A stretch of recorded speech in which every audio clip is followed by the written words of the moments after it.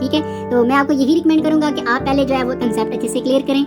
लेकिन अगर स्टूडेंट्स को कंसेप्ट वगैरह क्लियर है तो आप डायरेक्ट एक्सरसाइज 2.5 स्टार्ट कर सकते हैं। लेकिन मैं आपको यही रिकमेंड कर रहा हूँ कि आप पहले कंसेप्ट क्लियर करें और फिर एक्सरसाइज जो है वो स्टार्ट करें। अब कंसेप्ट हमारे पास क्या है, कुछ ये 3 लॉ हैं जी, छोटे छोटे बेसिक, इनको हम लॉज ऑफ लॉगरिथम कहते हैं। सबसे पहले जी मैं आपको ना इन तीनों का नाम बता देता हूँ। ठीक है, ये वाला जो लॉ है जिसमें 2 चीजें मल्टीप्लाई हो रही हो, 2 हो 3 हो, जितनी भी चीजें मल्टीप्लाई हो रही होंगी उस लॉ को हम कहते हैं प्रोडक्ट लॉ।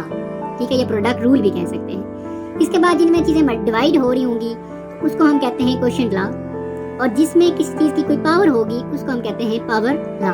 ठीक है जी, ये 3 नाम आपको पता चल गए।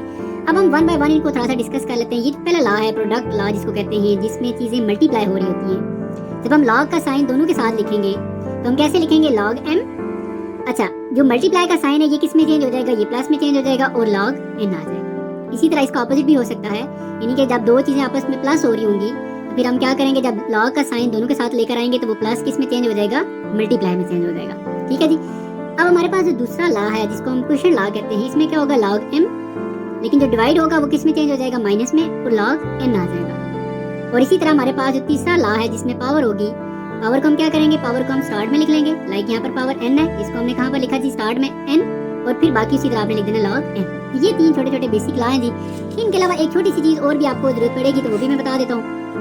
देखिए ये 5 है, इसके ऊपर आपको ये स्क्वायर रूट का साइन नजर आ रहा है। जब भी ये साइन होगा इसको हम अगर एक्सपोनेंट फॉर्म में या पावर की फॉर्म में लिखना चाहें तो हम कैसे लिखेंगे, इसकी वैल्यू क्या होती है, अंडर रूट या स्क्वायर रूट की 1/2 होती है। लेकिन अगर इसके साथ इधर छोटा सा ऊपर कोई और डिजिट लिखा हो, लाइक यहाँ पर 3 लिखा हुआ है, फिर इसको आप 1/2 नहीं लिखेंगे बल्कि 1/3 कर देंगे। अगर यहाँ पर 4 हो तो फिर 1/4 कर देंगे। इसी तरह जो भी यहाँ पर डिजिट्स होगा वही चीज यहाँ पर आ जाएगी। ठीक है जी। अगर आपको यहाँ से ये चीजें क्लियर नहीं हुई तो बाकी अभी हम एक्सरसाइज स्टार्ट करते हैं। आपको एक्सरसाइज के दौरान ये चीजें भी समझ आ जाएंगी, आपको बिल्कुल भी परेशान होने की जरूरत नहीं है। एक ही जस्ट मैं कहूंगा जी कि अगर ये चैनल आपके लिए कुछ फायदेमंद है, इंपॉर्टेंस है इसकी, आपको कोई फायदा दे रहा है तो आप इस चैनल को सब्सक्राइब कर लें।